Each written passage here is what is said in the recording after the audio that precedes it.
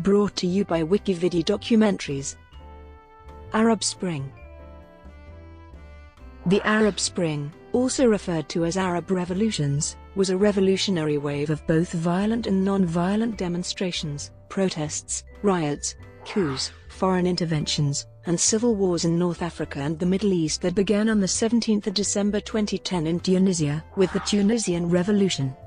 The Tunisian Revolution effect spread strongly to 5 other countries: Libya, Egypt, Yemen, Syria, and Bahrain, where either the regime was toppled or major uprisings and social violence occurred, including riots, civil wars or insurgencies. Sustained street demonstrations took place in Morocco, Iraq, Algeria, Iranian Khuzestan, Lebanon, Jordan, Kuwait, Oman, and Sudan. Minor protests occurred in Djibouti, Mauritania, the Palestinian National Authority, Saudi Arabia, and the Moroccan-controlled Western Sahara. A major slogan of the demonstrators in the Arab world is Ash Shaburi Discart an-Nizam. The wave of initial revolutions and protests faded. By mid-2012, as many Arab Spring demonstrations were met with violent responses from authorities, as well as from pro-government militias and counter-demonstrators. These attacks were answered with violence from protesters in some cases. Large-scale conflicts resulted: the Syrian civil war, Iraqi insurgency and the following civil war, the Egyptian crisis, coup and subsequent unrest and insurgency, the Libyan civil war, and the Yemeni crisis and following civil war. A power struggle continued after the immediate response to the Arab Spring. While leadership changed and regimes were held accountable, power vacuums opened across the Arab world.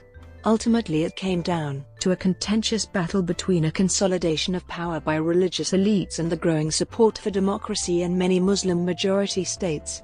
The early hopes that these popular movements would end corruption, increase political participation, and bring about greater economic equity quickly collapsed in the wake of the counter-revolutionary moves in Yemen, and of the Saudi-linked military deep state in Egypt, the regional and international military interventions in Bahrain and Yemen, and the destructive civil wars in Syria, Iraq, Libya, and Yemen. Some have referred to the succeeding and still ongoing conflicts as the Arab Winter. As of January 2018, only the uprising in Tunisia has resulted in a transition to constitutional democratic governance. Etymology. The term, Arab Spring, is an allusion to the revolutions of 1848, which is sometimes referred to as the Springtime of Nations, and the Prague Spring in 1968. In the aftermath of the Iraq War, it was used by various commentators and bloggers who anticipated a major Arab movement towards democratization. The first specific use of the term Arab Spring as used to denote these events may have started with the American political journal Foreign Policy. Political scientist Mark Lynch described Arab Spring as a term I may have unintentionally coined in a January 6, 2011 article for Foreign Policy magazine. Joseph Macedon Al Jazeera said the term was part of a U.S. strategy of controlling the movement's aims and goals, and directing it towards Western-style liberal democracy. When Arab Spring protests in some countries were followed by electoral success for Islamist parties, some American pundits coined the terms Islamist Spring and Islamist Winter. Some observers have also drawn comparisons between the Arab Spring movements and the revolutions of 1989 that swept through Eastern Europe and the Second World, in terms of their scale and significance.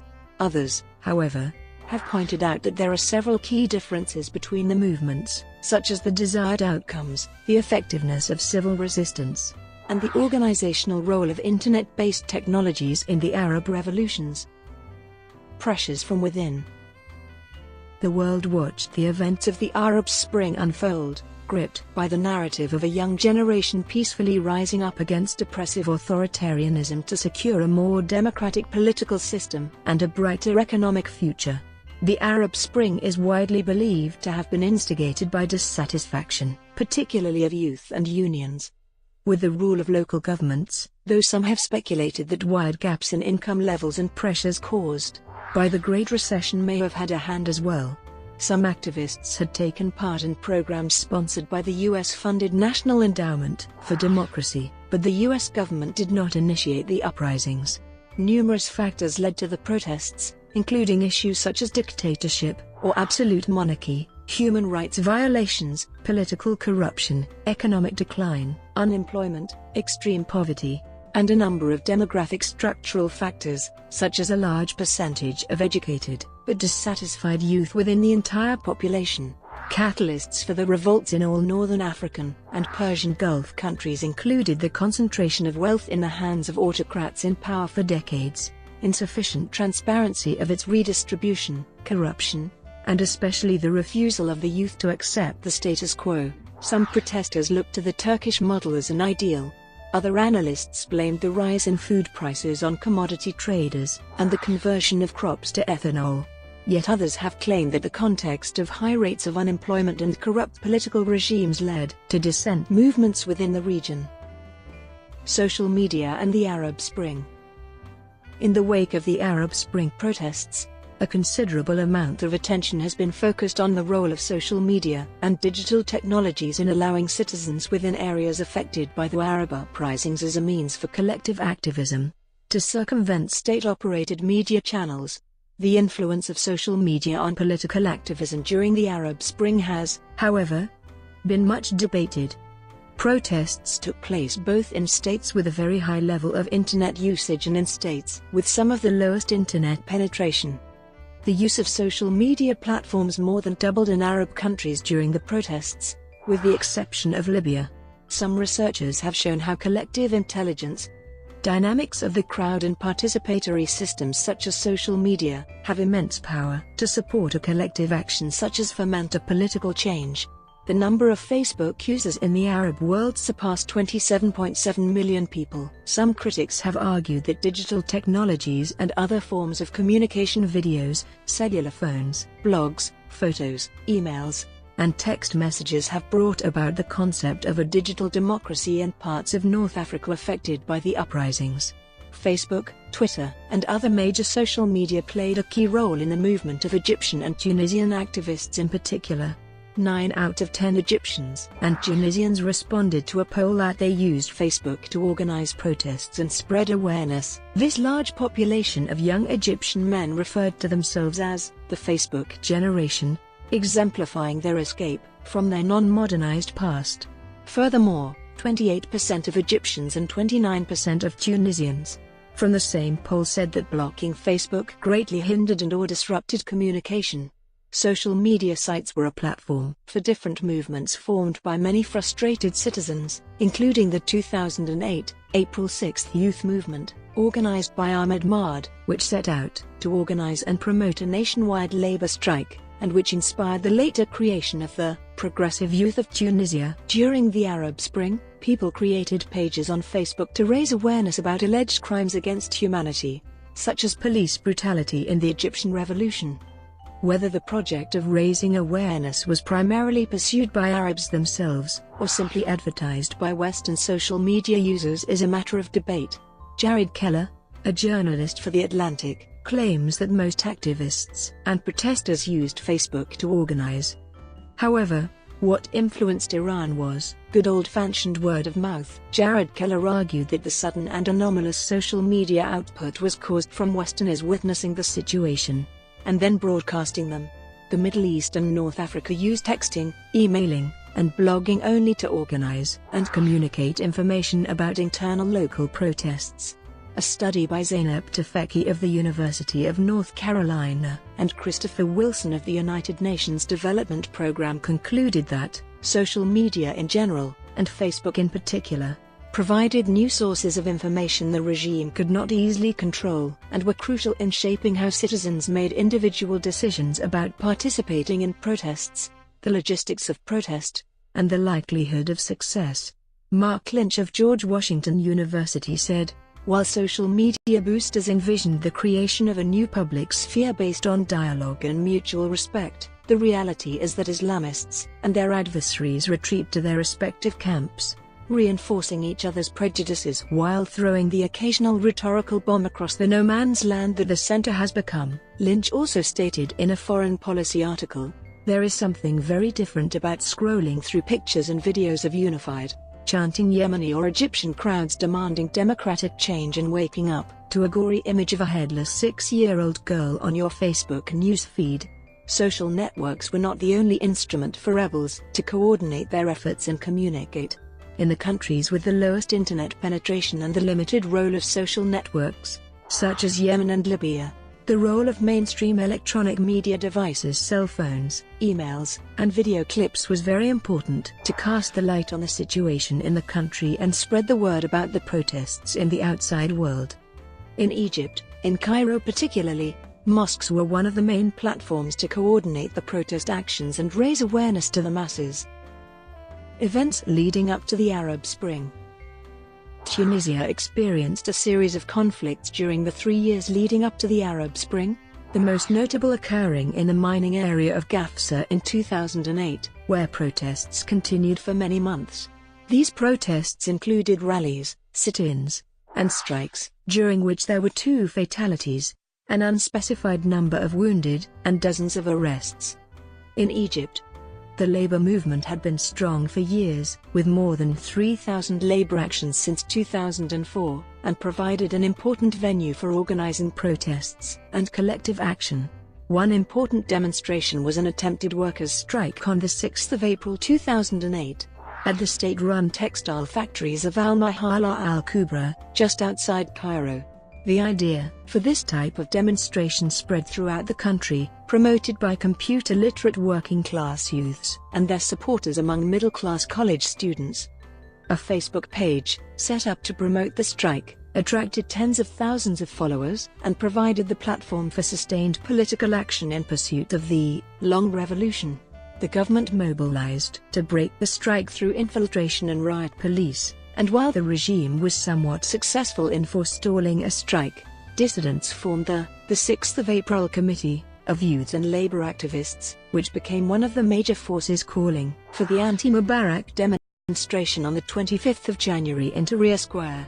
In Algeria, discontent had been building for years over a number of issues. In February 2008, United States Ambassador Robert Ford wrote in a leaked diplomatic cable that Algeria is unhappy with long-standing political alienation. That social discontent persisted throughout the country, with food strikes occurring almost every week, that there were demonstrations every day somewhere in the country, and that the Algerian government was corrupt and fragile.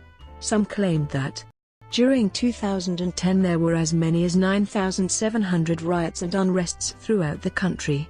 Many protests focused on issues such as education and health care, while others cited rampant corruption. In Western Sahara, the Gdeimizik protest camp was erected 12 kilometers southeast of El Ayoun by a group of young Sahrawis on the 9th of October 2010. Their intention was to demonstrate against labor discrimination, unemployment, looting of resources, and human rights abuses. The camp contained between 12,000 and 20,000 inhabitants, but on the 8th of November 2010 it was destroyed, and its inhabitants evicted by Moroccan security forces. The security forces faced strong opposition from some young Sahrawi civilians, and rioting soon spread to El Ayoun and other towns within the territory, resulting in an unknown number of injuries and deaths.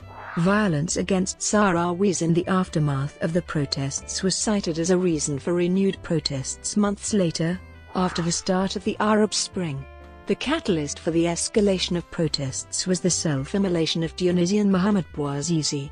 Unable to find work in selling fruit at a roadside stand, Bouazizi had his wares confiscated by a municipal inspector on the 17th of December 2010. An hour later he doused himself with gasoline and set himself afire.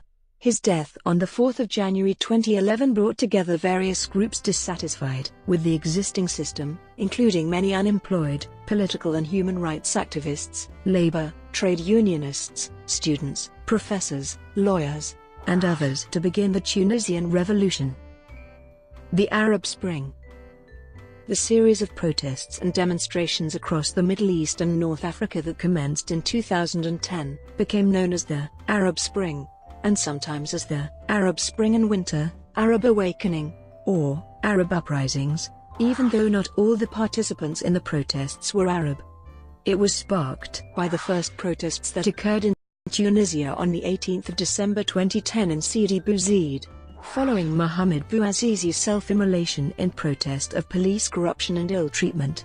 With the success of the protests in Tunisia, a wave of unrest sparked by the Tunisian Burning Man struck Algeria, Jordan, Egypt, and Yemen, then spread to other countries. The largest, most organized demonstrations often occurred on a day of rage, usually Friday afternoon prayers. The protests also triggered similar unrest outside the region. The Arab Spring caused the biggest transformation of the Middle East since decolonization. By the end of February 2012, rulers had been forced from power in Tunisia, Egypt, Libya, and Yemen. Civil uprisings had erupted in Bahrain and Syria. Major protests had broken out in Algeria, Iraq, Jordan, Kuwait, Morocco, Oman, and Sudan, and minor protests had occurred in Mauritania, Saudi Arabia, Djibouti, Western Sahara, and Palestine. Tunisian President Zine El Abidine Ben Ali fled to Saudi Arabia on the 14th of January 2011 following the Tunisian revolution protests.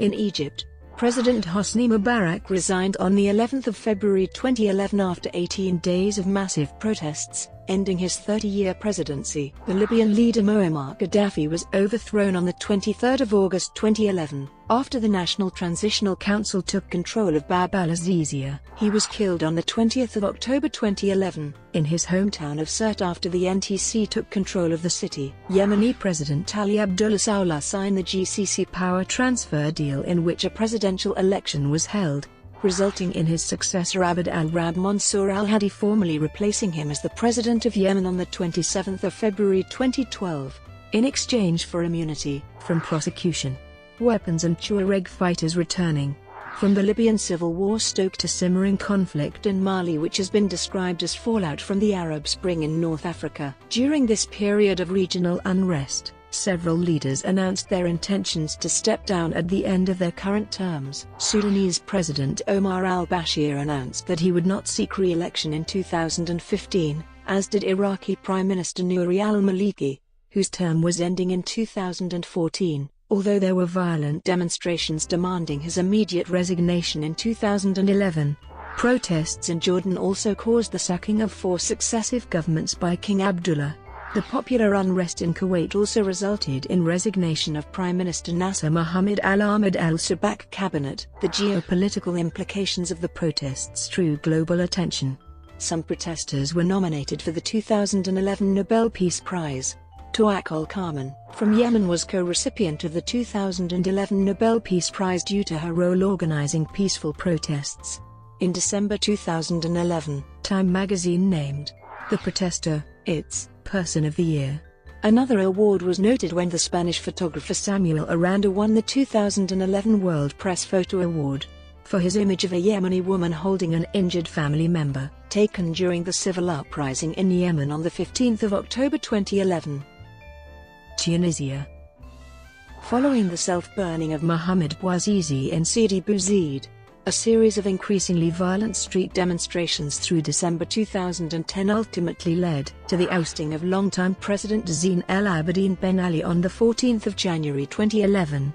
The demonstrations were preceded by high unemployment, food inflation, corruption, lack of freedom of speech and other forms of political freedom, and poor living conditions. The protests constituted the most dramatic wave of social and political unrest in Tunisia in 3 decades, and have resulted in scores of deaths and injuries, most of which were the result of action by police and security forces against demonstrators. Ben Ali fled into exile in Saudi Arabia, ending his 23 years in power. A state of emergency was declared and a caretaker coalition government was created following Ben Ali's departure, which included members of Ben Ali's party, the Constitutional Democratic Rally, as well as opposition figures from other ministries. However, the 5 newly appointed non-RCD ministers resigned almost immediately. As a result of continued daily protests, on the 27th of January Prime Minister Mohamed Ghannouchi reshuffled the government, removing all former RCD members other than himself, and on the 6th of February the former ruling party was suspended. Later, on the 9th of March, it was dissolved. Following further public protests, Ghannouchi himself resigned on the 27th of February, and Beji Qaid Essebsi became prime minister. On the 23rd of October 2011, Tunisians voted in the first post-revolution election to elect representatives to a 217-member constituent assembly that would be responsible for the new constitution. The leading Islamist party, Ennahda, won 37% of the vote, and managed to elect 42 women to the Constituent Assembly. On the 26th of January 2014, a new constitution was elected. The constitution is seen as progressive, increases human rights, gender equality, government duties toward people, lays the ground for a new parliamentary system and makes Tunisia a decentralized and open government. On the 26th of October 2014, the country held its first parliamentary elections since the 2011 Arab Spring and its presidentials on the 23rd of November 2014, finishing its transition to a democratic state. These elections were characterized by the fall in popularity of Ennahda for the secular Nida Towns Party, which became the first party of the country. Brought to you by Wikividi Documentaries. Would you like to know more?